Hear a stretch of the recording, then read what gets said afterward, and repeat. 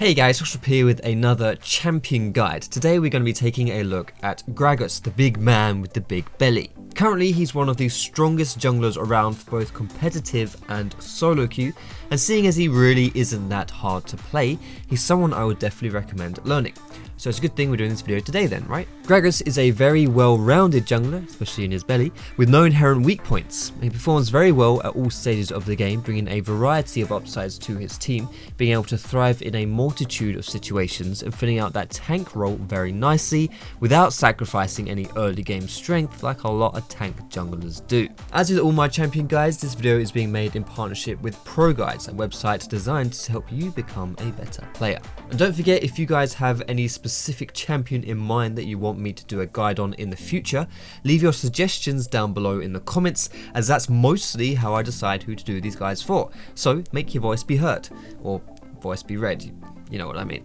So for the boring stuff first, your runes want to look a bit like this. The AP helps with your early damage, and whereas attack speed may not be the stat you'd conventionally want to itemize for on Gragas, it's always a good option for your reds because of how it helps your early game jungle clearing. Masteries, you want strength of the ages. This is a really strong keystone for junglers right now, giving you around 100 gold in stats for free when it's fully stacked. This is especially good considering health is a really solid choice overall on Gragas, and extra especially good considering you'll not be buying health until a little bit later on, as I will outline a little later. Your skill order will be your Q followed by your W and then your E, while getting points in your ultimate obviously at 6, 11 and 16. For your item build, you want to get any one of the smite items, it really doesn't matter, it's just up to you, and then build that into a runic echoes. Now this is a better alternative than Cinderhulk, as not only is that item a little bit on the weak side right now, runic echoes also gives him better early game damage and better early game clears.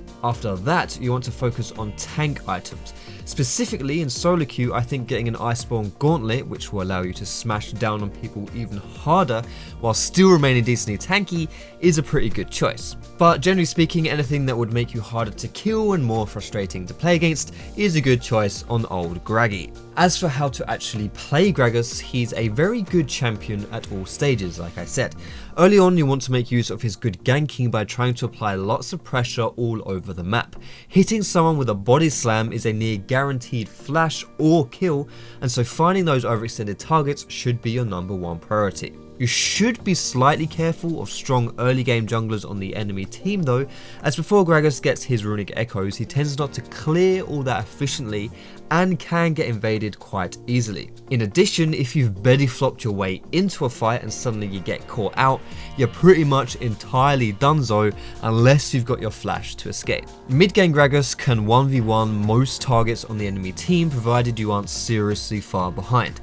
He should still be looking to gank a lot here, as the addition of his ultimate makes for some explosive setups, if you see what I did there. He's also a good tower diver for two main reasons. Firstly, he's tanky enough to soak up a few tower shots without curling over and crying to his mummy, and secondly because he can knock enemies away from the sweet caressing arms of the towers with his ultimate. When teamfights break out, try to either take up as much punishment as you can, much like a masochist in a BDSM ritual, but you can actually play as sort of an AP assassin early on here, because with runic echoes you will have a surprising amount of damage. The later the game goes on, the tankier you will get and the more you'll be looking to go for objectives and teamfights.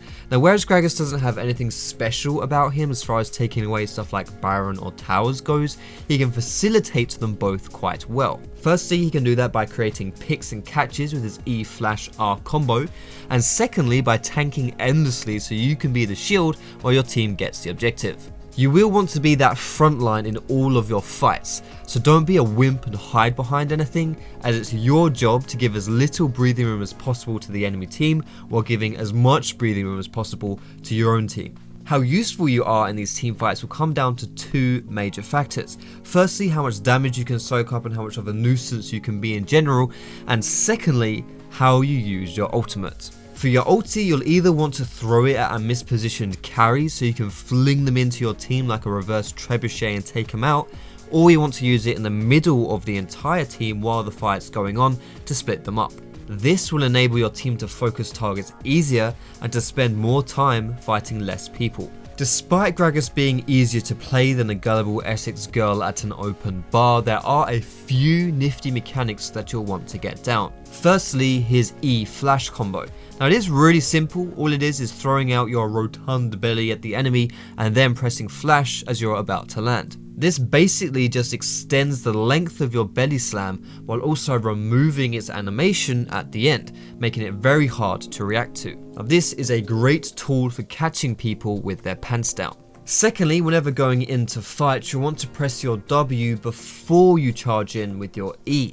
This is so you don't have to waste time with the W animation while you're in the thick of it, but be careful not to use it too early or it will time out and you'll have wasted it. And the last mechanic I want to talk about is if you've caught someone with a belly flop, ulti them immediately. If you do so, the enemy won't have enough time to get out of the stun before they get ulted, so they won't be able to flash away at all. And if you wait and try to get that W empowered hit off first before you ulti, like do a little cheeky combo, yes, it's more damage, but chances are it would give them time to flash away and you'll have wasted your chance to secure that kill. Now that's all I want to say for this video. I want to give a quick shout out here to Gragas for helping me with the editing and facilitating me making more videos at a higher quality and a higher pace for you chaps. Now I'll chuck a link in the description where you can check out their website and take a look at all their top-notch guides and their tools for helping you to up your game. If you did like this video, don't forget to leave a thumbs up. You can subscribe to me for more educational content. You can find me on Facebook, on Twitter, and catch me streaming over at twitch.tv/Foxdrop. All of those links are in the description. Don't forget to leave your suggestions for future champions in the comments down below. Most importantly, guys, thank you so much for watching. Have a great day, and I will see you in my next video.